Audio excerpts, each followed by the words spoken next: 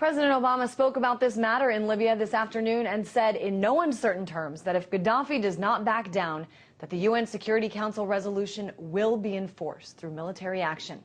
He used Gaddafi's threat against rebel forces to try to make his case. Take a listen.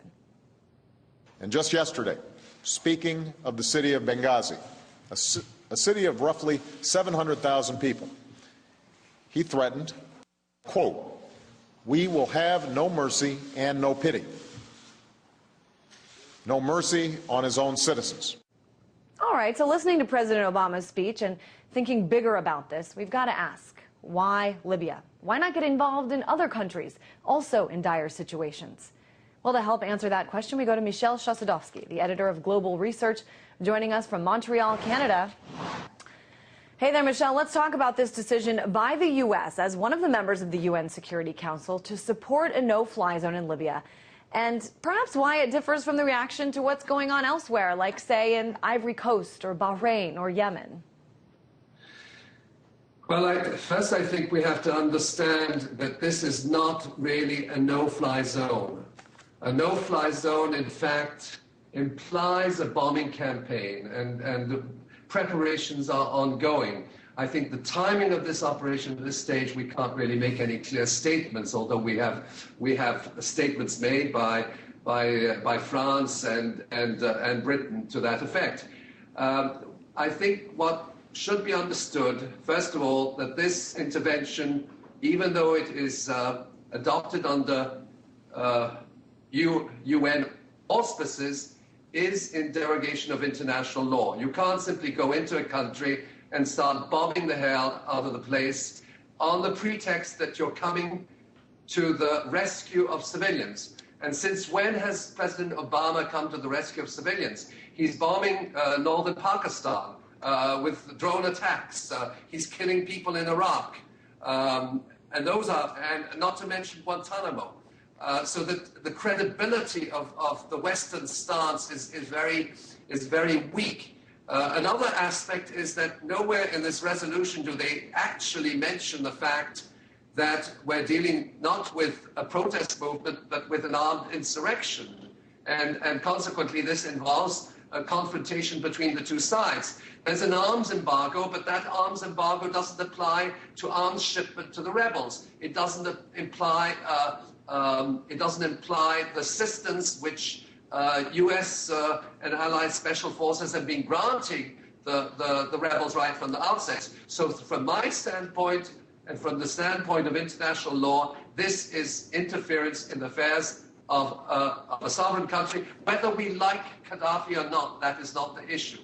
Now, the other aspect, which is very serious, and we have to really analyze it, is that this is a fourth war theater. We have three war theaters today. One is the AfPak war, two is Iraq, three is Palestine, and four is North Africa.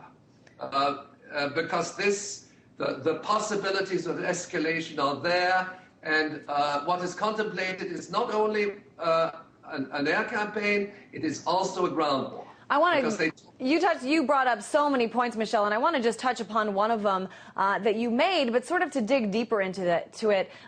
This idea, it's not just an idea. I think it's a fact that Libya is a sovereign country, and that when you have a sovereign country, it's not in the interest of states to get involved, in outside states to get involved in these internal affairs. So why is nobody talking about this? Why was this not a consideration when making this decision? Well, mind you, China and Russia have made statements to the effect, the diplomatic level, that they are opposed to this military intervention, but they didn't exercise that veto at the United Nations Security Council. They prefer to abstain. Germany has also said, we are not going in there. We're not going to be involved in any military operation. I think that was a very good stance on the part of Germany, and other India and Brazil as well abstained. Once again, the BRIC countries seem to be sticking together, and of course Germany here too. But I do want to talk about the countries actually leading the charge in this effort, Great Britain and France. Any idea, Michelle? We've heard that they may send in planes even sooner than tomorrow. Any idea what these two countries are up to, what their reasoning is for being so in favor of this move? Well, Libya has 3.5% of global oil reserves. It has the cheapest oil in the Middle East, as low as $1 a barrel, according to some estimates. The trophy of this war is oil. Now, I think the participants in this NATO-led operation, because they're also Canadian forces as well from different countries, is the trophy is oil. It's oil and gas. And what these countries are involved there is are they going to share the spoils of war? I should mention that China also has had significant oil interests in Libya prior to the insurrection. So this is part of the battle for oil. It's not a humanitarian war, and you don't come to the rescue of civilians by bombing. Okay, because that's precisely where you get the so-called collateral damage, which is really to the detriment of civilians. Speaking of collateral damage, Michelle, I want to draw some other comparisons here. We've got a situation that just happened in North Waziristan, Pakistan, right on the border there between Afghanistan and Pakistan. This was a U.S. drone attack that killed 41 people. And, you know, a lot of times when the U.S. government or other governments come out with reasonings for a no-fly zone or other, they cite, as you said, the humanitarian reasoning. How can they say that in one breath? And then we've got these drone attacks happening just hours ago, yesterday. It's double standards. I mean, they've killed more than 1 million people in Iraq. Now, they can't tell us they're coming to the rescue of civilians. It's absolute nonsense. The situation in Bahrain is very, very serious, and we even have reports that chemical weapons are being used against a non-violent protest movement. And there you have the Fifth Fleet, which is there, and they didn't intervene. They didn't even tell them you're killing people. They just let it happen. Now, the countries, the Gulf states plus Saudi Arabia are part of this coalition. They have already, they've adopted it at the Arab League, at the Organization of African Unity, so that in effect, I think the Western military alliance, what it wants also is to have these other countries do the dirty work for them. Egypt is bringing weapons in.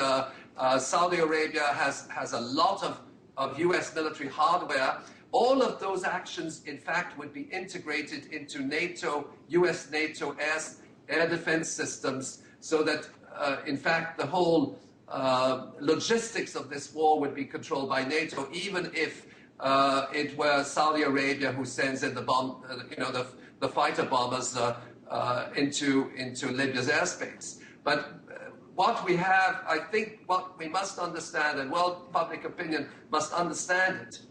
We are on the verge of a fourth war theater in North Africa.